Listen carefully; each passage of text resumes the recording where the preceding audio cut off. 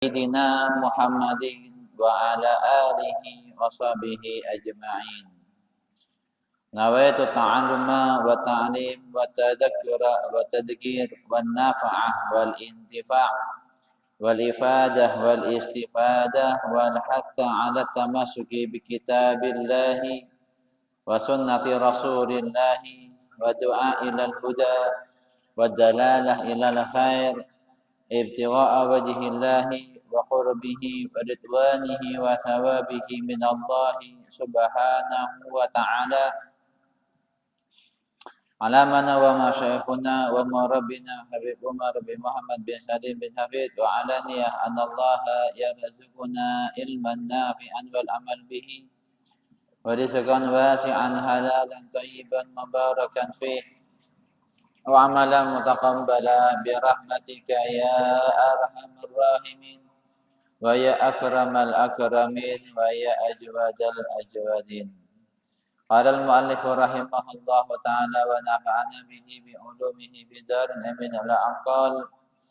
Hadratan muhtaramin wal muhtaramat, para alim ulama, para sepuh bini sepuh dan segenap jajaran takmir Masjid Al-Ikhlas yang dirahmati Allah Subhanahu wa taala, beserta seluruh para jemaah Bapak Ibu semuanya yang semoga Allah Subhanahu wa taala kita semuanya senantiasa diberikan taufik hidayah inayah dari Allah Subhanahu wa taala untuk bisa melaksanakan hal-hal yang menjadi sebab musabab ridha dari Allah Subhanahu wa taala, wabil khusus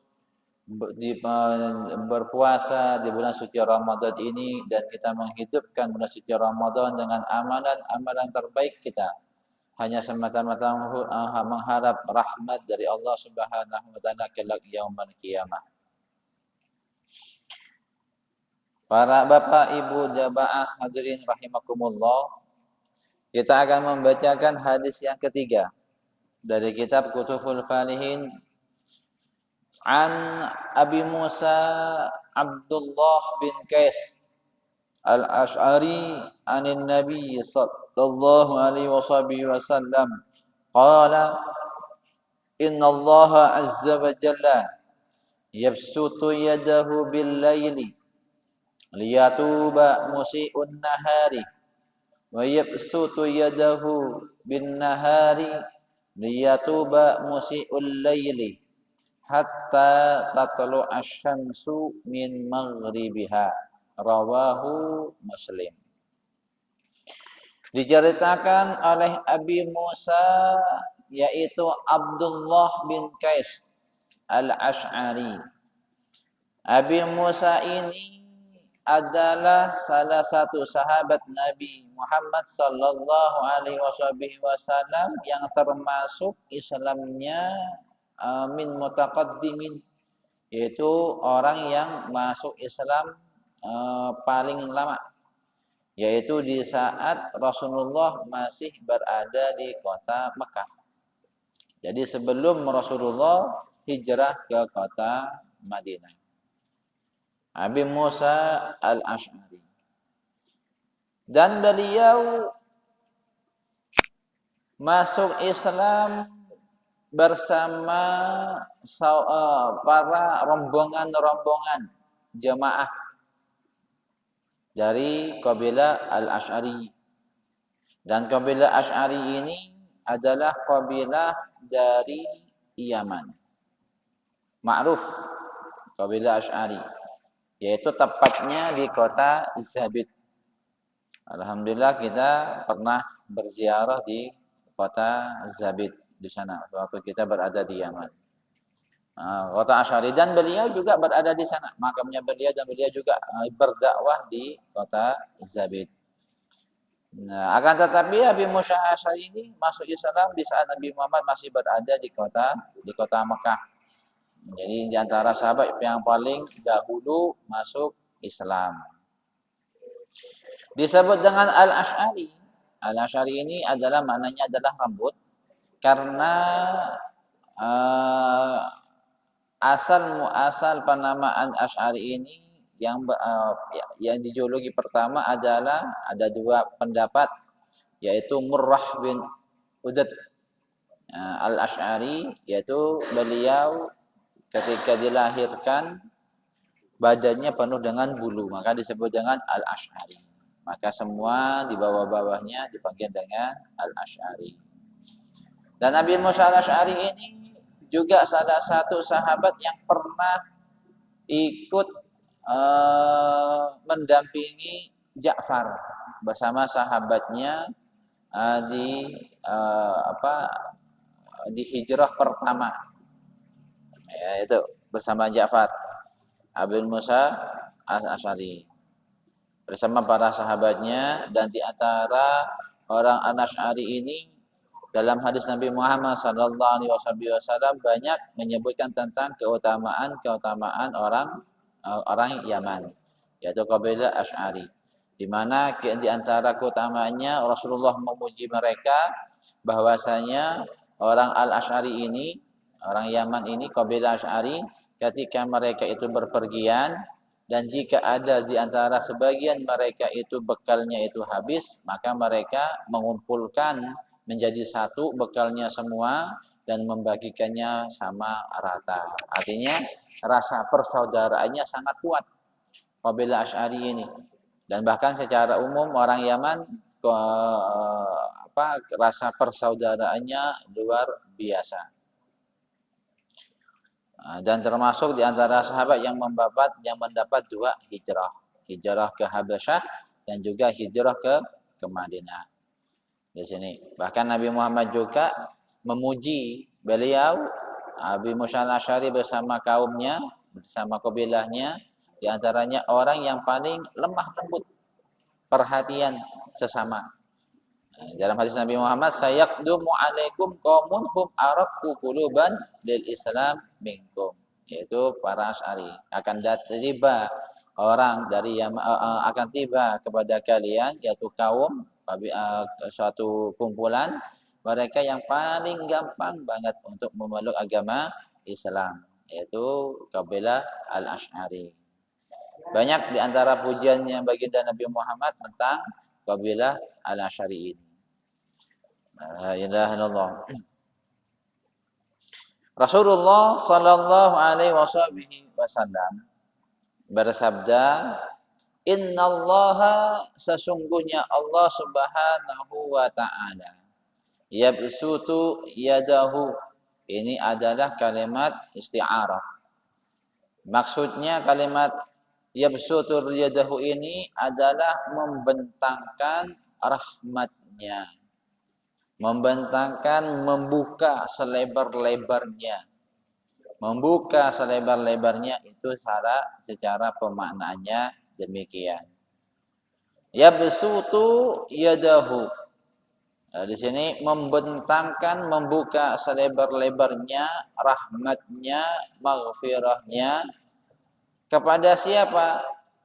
Kepada hamba-hambanya, kepada para hambanya yang bertobat kepada Allah Subhanahu wa taala, yang memohon kepada Allah, yang memohon ampun kepada Allah Subhanahu wa taala, yang bertobat kepada Allah Subhanahu wa taala. Yabsatuhu yadahu bil laili liyatuba musii'un nahari.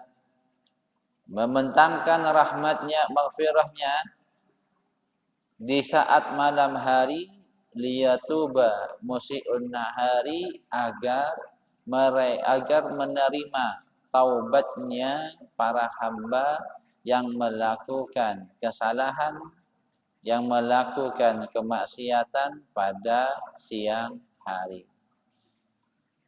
Maka ketika malam hari Allah Subhanahu wa taala membentangkan maghfirahnya, membentangkan ampunannya kepada siapapun mereka yang memohon kepada ampun kepada Allah Subhanahu wa taala dari segala dosa yang dilakukannya pada siang hari. Makanya ketika sepertiga malam Allah Subhanahu wa taala memanggil kepada segenap para hambanya, "Wahai para hambaku, apakah ada di antara kalian yang memohon kepadaku tentang hajat-hajatnya? Mintalah kepadaku." Allah Subhanahu wa taala. Ketika kita punya hajat, mohon kepada Allah. Ketika kita memiliki keinginan, mintalah kepada Allah Subhanahu wa taala ketika malam hari. Lalu Allah Subhanahu wa taala berfirman, "Wahai hamba-hambaku, jika kalian memohon ampun kepadaku, mohon ampunlah kepadaku." Ini hadisnya. Ini hadisnya. Allah berseru, "Wahai hambaku, siapa di antara kalian yang mohon ampun kepadaku, mohon ampunlah sekarang." Di sini. Allah memohon ampun, Allah memberi ampun kepada mereka yang memohon ampun ketika malam hari untuk bermunajat kepada Allah Subhanahu wa taala. Insyaallah besok malam, yaitu malam Jumat, Kamis malam Jumat, kebetulan adalah malam 21. Disebutkan ulama mengatakan jika malam Jumat bertepatan dengan malam ganjil atau malam ganjil bertepatan dengan malam Jumat, yurja, maka kami mengharap itu adalah malam yang istimewa. Maka kita besok manfaatkan malam Jumat. Dan Jumat dini harinya adalah malam atau awal perubahan hari yang istimewa, yang paling di antara doa setiap hamba diijabahkan oleh Allah Subhanahu wa taala. Maka besok malam kita berdoa, memohon, bermunajat kepada Allah Subhanahu wa taala dan niat untuk menghidupkan masjid dan niat untuk meraih anugerah dari Allah Subhanahu wa taala besok malam Kamis malam Jumat. Maka jangan sia-siakan. Maka eman-eman, wabil khusus para tetangga yang dekat dengan masjid, para jemaah yang dekat dengan masjid, maka besok manfaatkan malam Jumat di malam 21. Karena malam ganjil hanya besok tok. Untuk Kamis depan lagi bukan malam ganjil, udah malam genap udah. Untuk Kamis setelahnya udah malam genap, hanya besok tok malam ganjil malam Jumat. Ulama banyak mengatakan demikian. Bisa dimanfaatkan kita. Wa yabsutu yadahu bin nahari liyatuba musi'ul laili hatta tatalu asyamsu min maghribiha. Dan Allah Subhanahu wa taala membentangkan rahmatnya, membentangkan maghfirahnya, membuka pintu taubatnya pada siang hari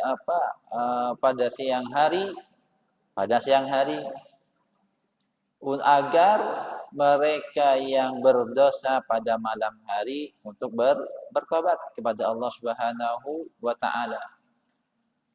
Yabtuhu yaduhu bin nahari yatubu musiul laili. Dan Allah Subhanahu wa taala membentangkan rahmatnya pada siang hari untuk menerima taubatnya bagi mereka yang melakukan kesalahan, melakukan kemaksiatan pada malam hari hingga terbitnya matahari dari terbenamnya. Ini maksudnya adalah maksud ini hadis menyimpulkan bahwasanya Allah Subhanahu wa taala senantiasa membuka pintu rahmatnya, membuka pintu maghfirahnya kepada siapapun mereka yang memohon ampun kepada Allah Subhanahu wa taala. Ini hadis memperkuat hadis sebelumnya bahwasanya Allah Subhanahu wa taala senantiasa menerima taubatnya setiap hamba yang bertobat kepada Allah Subhanahu wa taala. Tidak ada waktu terlambat untuk bertobat kepada Allah Subhanahu wa taala. Walaupun dosa yang dilakukan banyak, walaupun dosa yang dilakukan tadi besar. Seperti apa sih besarnya dosa yang diperbuat? Itu tidak akan pernah menandingi besarnya rahmatnya Allah Subhanahu wa taala. Nah, di dalam doa salat tarawih ketika kita berdoa, Allahumma maghfiratuka awsa'a min dzunubina wa rahmatuka arja indana min a'malina. Ya Allah, sesungguhnya maghfirahmu, sesungguhnya ampunanmu lebih besar, lebih luas daripada dosa-dosaku. Dan sesungguhnya rahmatmu, belas kasihmu adalah lebih kami harapkan daripada amal perbuatan kami. Apa sih amal perbuatan kita yang kita lakukan? Amal perbuatan kita yang kita lakukan nggak pernah sepadan. Nggak akan pernah sepadan. Nggak akan pernah. Nggak akan pernah sepadan dengan nikmat, satu nikmatnya Allah Subhanahu wa taala yang Allah berikan kepada kita. Pernah kita ceritakan bahwasanya ada Bani Israil yang 500 tahun beribadah kepada Allah Subhanahu wa taala dan tidak pernah bermaksiat. 500 tahun beribadah kepada Allah, tidak pernah bermaksiat. Nah, ketika yaumul qiyamah ditanyakan oleh malaikat, wahai hambanya Allah Subhanahu wa taala, masuklah surganya Allah atas dasar rahmatnya Allah, kasih sayangnya Allah. Si hamba tersebut kaget, nah, bukan karena amalanku, bukan karena persembahanku, bukan karena ibadahku, wahai malaikat. Tidak. Allah Subhanahu wa taala menyatakan atas rahmatnya Allah, belas kasihnya Allah. Hah? Terus apa ya? Terus mana amal yang aku lakukan selama masa hidupku 500 tahun malaikat? Aku nggak pernah bermaksiat. Aku beribadah kepada Allah. Aku pengen tunjukin, aku pengen melihat, tunjukkan amal kebaikan yang aku lakukan di dunia. Maka malaikat tadi mengabarkan kepada Allah Subhanahu wa taala, "Wa ya Rabb, ini hambamu yang masih memperdebatkan, mempermasalahkan tentang amal ibadah yang dia lakukan selama di dunia. Karena ketika kami mengatakan masuklah surganya Allah atas rahmat kasih sayangnya Allah, ini hambamu ini ingin menuntut amal ibadah yang dia lakukan 500 tahun tadi." Kata Allah Subhanahu wa taala, "Oh, kalau memang demikian, ukur timbanglah satu nikmat mata yang telah aku berikan kepadanya." Bukan dua mata, satu nikmat mata yang telah aku berikan kepadanya. Dengan amalan yang dia lakukan selama masa hidupnya. Ketika dipanggil hamba tersebut, Allah Subhanahu wa taala menyatakan untuk menimbang amal ibadahmu 500 tahun dengan satu bola mata saja. Ya, lihat, aku pengen lihat. Ketika diperlihatkan amal ibadahnya sangat banyak. Sangat banyak, dia berprasangka amal ibadahnya luar biasa. Banyaknya tadi. Dari ibadah sholat, dari ibadah begini. 500 tahun. Nah, ketika ditimbang dengan nikmat satu mata yang Allah berikan kepadanya, maka amalan tadi selama ibadah 500 tahun tadi, maka tidak ada apa-apanya. Sia-sia saja. Maka hamba tersebut mohon ampun kepada Allah, ya Rabb, mohon ampun kami kepada Engkau ya Rabb.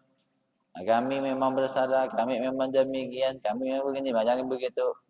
Maka kami mohon ampun dari segala apa yang telah lancang menyatakan demikian. Maka dia mohon masuk surga atas izin rahmat Allah Subhanahu wa taala. Maka yang kita harapkan dari amal ibadah kita, dari puasa yang kita kerjakan, dari iktikaf yang kita lakukan, dari salat malam yang kita laksanakan, dari berbagai macam amalan yang kita lakukan, hanya semata-mata mengharap Allah ridha kepada kita, mengharap Allah kasih sayang kepada kita, mengharap satu titik rahmatnya Allah kepada kita semua. Ini yang kita harapkan.